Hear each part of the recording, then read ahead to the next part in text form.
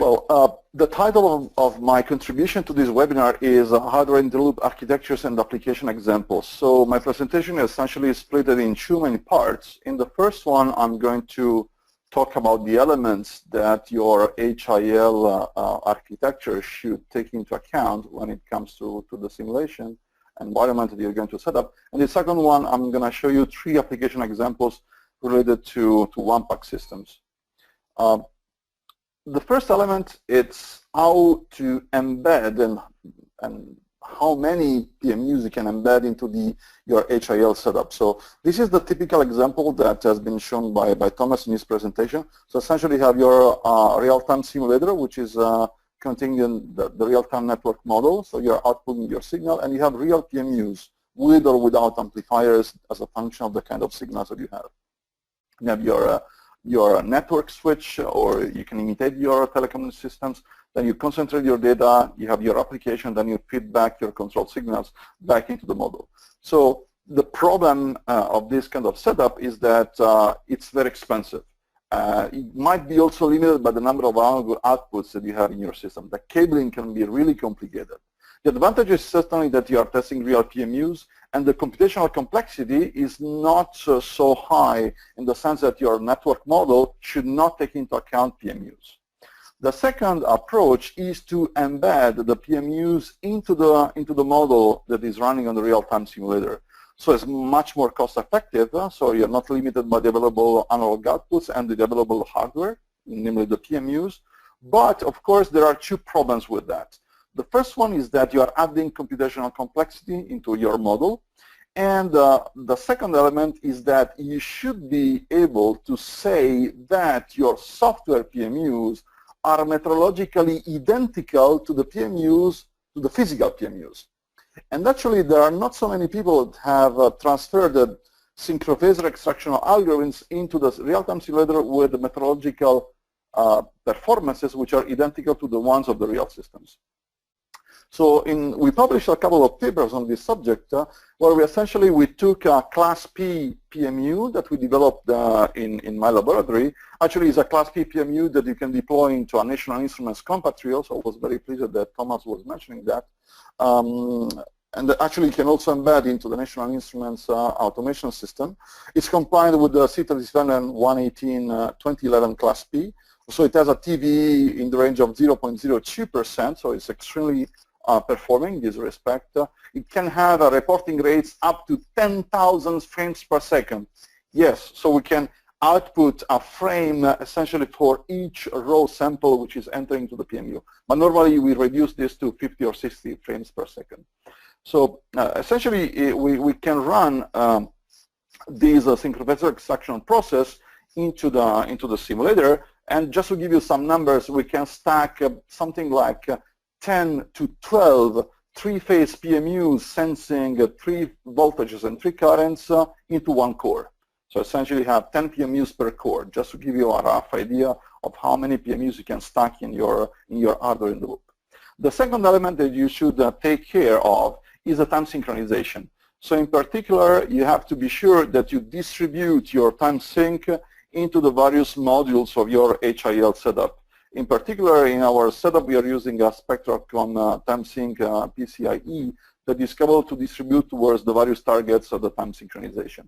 Why you need that? Essentially for two reasons. The first one is very obvious. Essentially, you wanted to distribute the time to the PMU to time tag your synchrophasor. That's obvious.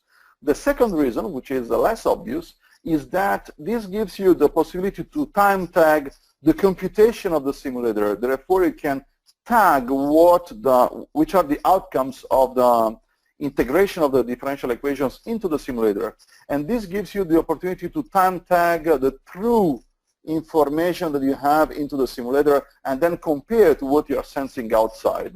And this is something that you cannot do in a real world, because in a real world you don't know which are the true state of the system. And this is something very usual. I will come back to this point later. The third element that you should take care to model are the models of the sensors.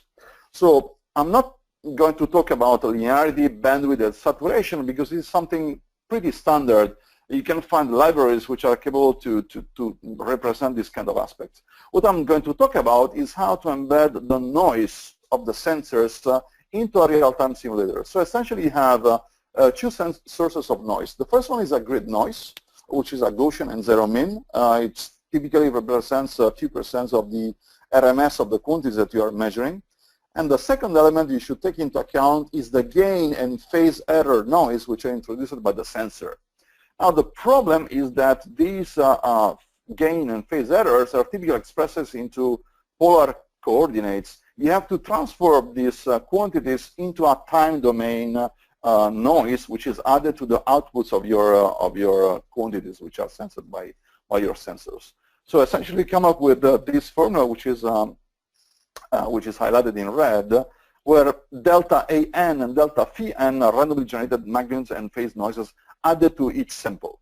So essentially, these two quantities are calculated according to the type A or type B uncertainties of the sensor, assuming respectively Gaussian or normal distributions. These are the typical nomenclatures which are used by the guide for uncertainty measurements. And this is how we did it. So essentially, you can embed these kind of sources into your of errors or noise into your sensors models.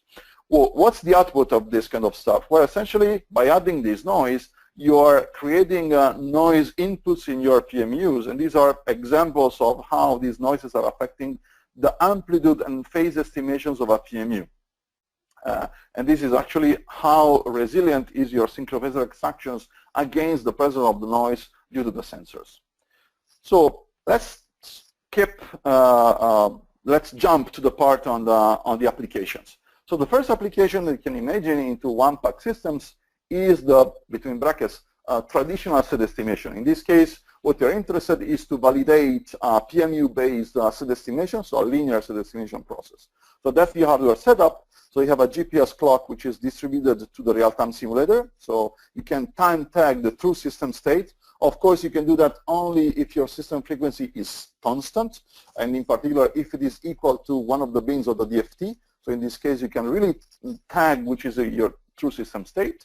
At the same time, you're distributing also the clock to your application. In this case, is the PDC. Where you also do the aggregation, and then you're pushing the data frames to your application. In this case, is a simple set estimation process. It can be either a least square process or a Kalman filter. So that's the application. What can you do with that is that you can characterize the performance of your set estimator. Why? Because you can inject bad data into your simulator. You can inject biases in your sensors. You can also remove some of the data frames, so you can see how robust is your set estimator against these kind of failures into the sensing system. So here I'm going to show you how we did this setup when we have dynamics which are embedded into the nodes. In particular, we're embedding dynamic loads or distributed generators by using controllable current sources in this specific case. So considering the true system state, since we're not changing the system frequency, essentially you can compute exactly one of the DFT bins, and this is what you can baptize as true system state. So this is what the simulator is computing, which is then fed to the sensors, which are then adding noise, nonlinearities to that, which are then censored by the PMUs and then estimated by your set estimator. So actually you can metrologically characterize the whole chain from the true system state down to the estimated ones, and then you can do a comparison of the performances of your set estimator. So this is what you get. So we are using a true system. It's a distribution system that was the target of an FP7 European project. Actually, it's a system located in the Allianders grid in the Netherlands. Here you can see the configuration. It has 18 buses. It's a 10 kilovolts line-to-line system. We also have a distributed generation. And we are sensing 10 out of the 18 nodes with PMUs. These were real PMUs. And before going into the real field, we're running a real-time simulation to characterize the performances of the set estimator. So through the process I was describing before, we were able to characterize the means and the absolute errors, the means and the standard deviations of the absolute errors in the magnitudes and phases of the set estimates. So here you can see the four quantities, namely on the top you see the voltage magnitudes in per units, means and standard deviations, and on the bottom is the same quantities, means and standard deviation for the phases of the phase to ground voltages. So you can see that we are obtaining quantities which are jittering in the range of 5 times 10 to the minus 5 in per unit for the amplitudes, and almost the same quantity also for the phase. So essentially, after running this characterization, we're saying to the operator, look, if you are going to have this noise level and you're going to deploy this sensing infrastructure, these are the kind of uncertainties you can get in your assessment of the system state. So it's a kind of performance assessment. So the second element that we were able to test was time latency. So essentially, we were interested to characterize which were the latency from the moment we were collecting the PMU measurements, the moment these measurements were entering into the PDC, and the moment these measurements were pushed into the real-time set estimator, and the moment the set estimator was capable to estimate the system state. This is important if you are interested to close the loop, as we'll see in a while, if you wanted to do voltage control or fault handling applications. So these are the kind of information we were interested to characterize, essentially 3 latencies in this 4 time instance. And these are the kind of results that we get. So essentially, we're able to compute, to assess with the HIL architecture that was describing the 3 cumulative distribution functions of these 3 delta T's. So essentially, we're able to close from the moment we were sensing, the moment we were estimating the state. This was essentially providing us an average latency of 53 milliseconds with a jitter of less than a millisecond. And this is a kind of information which is particularly useful, especially if you're interested to play with fault location or relaying applications. So you should be able to characterize which is the jitter of your information data flow. So the second application we'd like to show, it's relying on the system state estimation. So essentially, we are assuming to know the system state with a pretty high refresh rate, and we would like to use this information to do voltage control.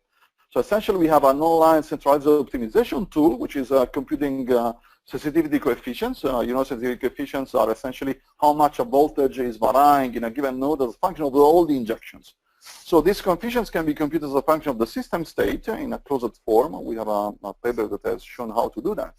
And now we would like to see how we can distribute these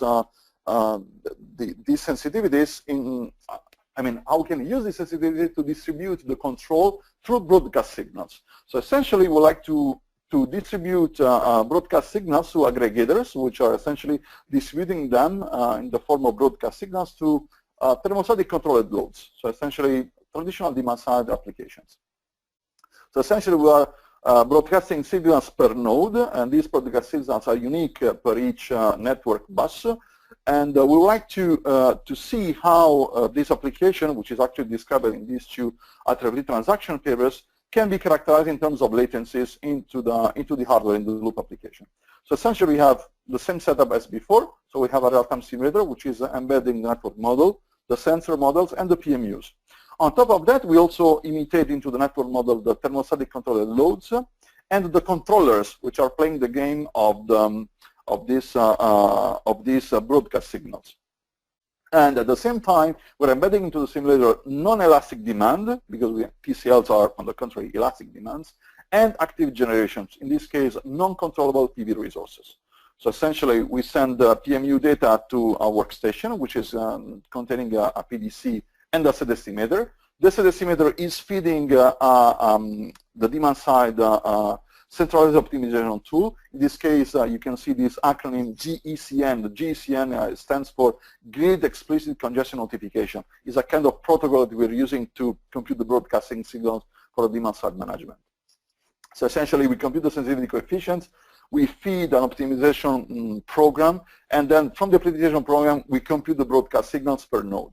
Then we distribute the broadcast signals through a combat trio that is then feedbacking this into the analog inputs of the real-time simulator, and we close the loop.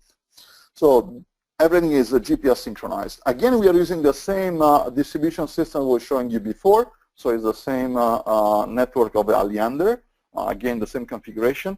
Here you can see the aggregated power injections, active and reactive power. You can see that there is a big hole in the middle of the day. Why? Because this is the typical effect of the PV injection. So you can see a kind of duck curve, you know, the duck curve from the California ISO. So it's here you can see it, a scaled version into a distribution network. So here you can see the effect of the performance on the voltage control on a 24 hours profile. So we were running a real-time simulation for 24 hours. So it was a simulation that took 24 hours to be completed. So on the top you can see bus number 3 is a bus where you don't really need to do voltage control because the voltage is always within the bound. On the bus number 12, on the contrary, you can see the effect of the GCN controller to keep the voltage within the bounds. And you can see actually the effectiveness of this control loop into this HIL simulation. So the second element we were able to add was also the time latency. So on top of the 55 milliseconds I was showing you before, we add a further 10 milliseconds that were needed by the GCN controller to compute and solve the optimization problem and then send the broadcast signals to the various nodes. So you can see that during the 24 hours, the computation due to the GCN was always kept constant and bounded within 10 milliseconds.